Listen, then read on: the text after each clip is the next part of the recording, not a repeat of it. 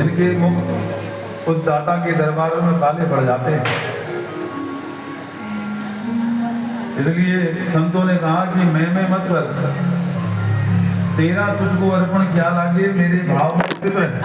सब कुछ परमात्मा की कृपा से ही मिला है। योग संयोग बनाने वाले वही हैं। जब मैं था तब हरि नहीं, मतवारी बातों बातों में गुजर गई सारी जिंदगी, बातों बातों में गुजर गई सारी जिंदगी।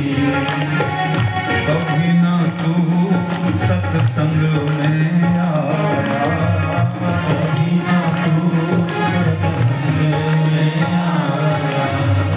हरि कथा में न मन को रमाया, हरि कथा में न मन को रमाया। तेरा मेरी में गुजर गई सारी जिंदगी, तेरा मेरी में गुजर गई सारी जिंदगी। सोने सोने में गुजर गई सारी जिंदगी, सोने सोने में गुजर गई सारी जिंदगी। बातों बातों में गुजर गई सारी जिंदगी, बातों बातों में गुजर गई सारी जिंदगी। सारी जिंदगी प्यारी प्यारी जिंदगी, सारी जिंदगी प्यारी प्यारी जिंदगी। बातों बातों में गुजर गई सारी जिंदगी, बातों बातों में गुजर गई सारी जिंदगी। तो भक्तिमती माताओं, होत क्या जब चिड़िया चुग गई खेत, जब दाना दाना चिड़िया ले गई फिर पछताने से, फिर धुन धुन पछताएगा, हाथ कटू नहीं आएगा। रे माटी के खिलौने तू माटी में मिल जाएगा। तो इसलिए जब तक होश है तब तक जोश से होश से इसको शस्त्र बना करके भगवान की भक्ति को एकत्रित करने का प्रयास करना है। नहीं तो रावण की भांति छलिया आएगा कोई और आकर्षण दिखाएगा, प्रलोभन देगा, मन बुद्धि उधरी को खिंच जाएगी, हम ठगे जाएंगे, दुर्गति हो जाएगी, जीवन हाथ से निकल जाएगा।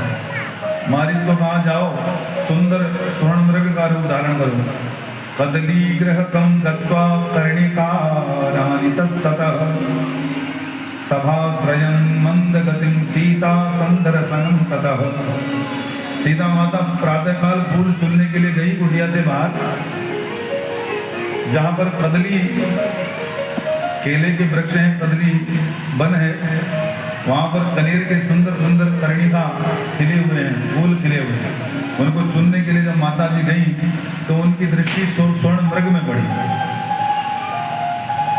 अब विलक्षण मृग ने आकर्षण उत्पन्न कर दिया, क्योंकि दृष्टि से दोष उत्पन्न होता है। क्योंकि दृष्टि जिस जिस वस्तु में पड़ती है उसका चित्रण हमारे अंतःकरण में चिंतन के रूप में परिवर्तित हो जाता है। यदि दृष्टि किसी भी सुंदर वस्तु पर पड़ेगी तो उसके विषय में चिंतन हमारे मन मंदिर में होने लग जाएगा, अच्छा या बुरा, दोनों प्रकार। अब उसको डिफाइन करने के लिए हमें नॉलेजेबल बुद्धि चाहिए, ज्ञानमय बुद्धि चाहिए कि क्या सही है और क्या गलत है। क्योंकि अच्छे बुरे विकार सबके अंतःकरण में चलते हैं।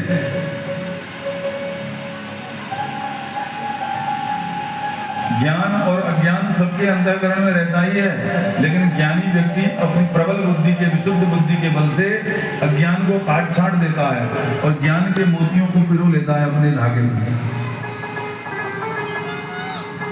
हमारे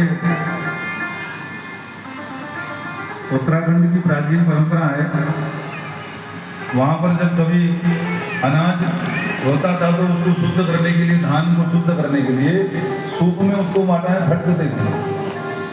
अब तो सूप का जमाना चला गया, तो पहले मुंह का उल्लंघन करूं तो मुझसे पाप बन रहा है। यदि माता का कहा न मानूं तो लांछन लग रहा है, तो पाप बन रहा है। ऐसी धर्म की स्थिति में, धर्म की घड़ी में, धर्म संकट की स्थिति में तुम ही मुझे उबारो। तुम संग ही मेरी मति रति है, इसलिए तुम्हारी ओर आना तो मेरा स्वभाव है ही। आपकी आज्ञा को मानकर मैं तो अड़िक बन करके खड़ा था, लेकिन विदेह नंदिनी आपके प्राणों का वास्ता दे करके मुझे दिवस कर रही हैं, इसलिए मैं आपकी ओर आ रहा हूँ। फिर चाहे मुझे जो भी दोष लगे तो लगे। लक्ष्मण जी ने लक्ष्मण रेखा खींची और माता से कहा, माँ तुम्हारी आज्ञा का अनुकरण करने के लिए, अनुसरण करने के लिए मैं जा रहा हूँ, लेकिन तुम इसे लक्ष्मण रेखा से बाहर मत निकलना। यहाँ बड़े बड़े भयंकर दानव और अनेक अनेक रूप स्वरूप बनाने में माहिर हैं, इसलिए न जाने कौन कहां से कौन राक्षस आ जाए। और कुछ दिन पहले हमने उस रावण की बहन का नाक कान छेदन कर दिया। हो सकता है उसके भेजे हुए कोई दैत्य असुर आ जाए हमसे बदला लेने के लिए, इसलिए तुम सावधान रहना। माता सीता कहने की तुम मेरी चिंता मत करो, लेकिन तुम जाओ अपने भाई को शीघ्र सुरक्षा प्रदान करो, उनकी सुध लो। जय जय श्री सीता। लक्ष्मण जी गए और चलते चलते भ्राता राम की खोज में वन में बहुत अंदर तक प्रवेश कर गए। लक्ष्मण को कुटिया से जाया देख रावण तत्क्षण सुंदर साधु ब्राह्मण का भेष रख करके, साधु का स्वरूप रख करके माता जानकी की कुटिया के समीप आ गया और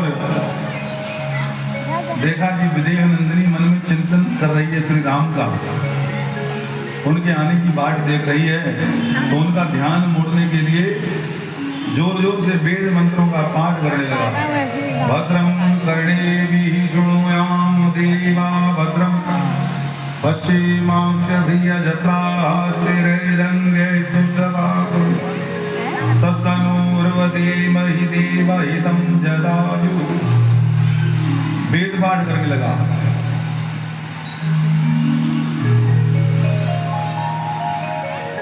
इस प्रकार से वेद मंत्रों का वाचन करते हुए जनक नंदिनी वैदेही नंदिनी का ध्यान घुमाया और जब उन्होंने साधु को अपनी कुटिया में देखा तो स्वभाव से, जिनके स्वभाव में संस्कृत है, संस्कार है, उन्होंने साधु महाराज को प्रणाम किया और उनका स्वागत सत्कार किया, अर्घ दिया, आसन दिया, चटाई बिछा दी और भोजन के लिए निमंत्रण दिया।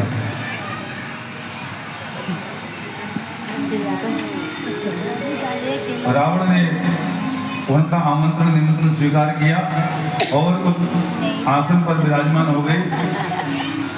माता जानकी ने कहा कि हे साधु शिरोमणि, साधु श्रेष्ठ, भोजन प्रसाद तैयार है। मैं तो अपने पति के बाट देख रही हूँ, उनकी राह देख रही हूँ, लेकिन आप अतिथि हैं, अतिथि देवो भव, अतिथि देवता के समान होता है, इसलिए आप भोजन करिए। जैसे ही रावण भोजन करने लगा, देखा कि विदेह नंदिनी राम की राह देख रही है, इससे पहले कि कोई व्यवधान उपस्थित हो जाए अपना कार्य कर लेना चाहिए। भोजन करते करते रावण जनक नंदिनी के रूप स्वरूप की प्रशंसा करने लगा कि देवी तुम तो सुलक्षणा हो, सर्वांग सुंदरी हो, सर्वगुण संपन्न हो, तुम किस कारण से इन तपस्वियों के साथ इस वन में भटक रही हो? कृपया अपना परिचय बताओ।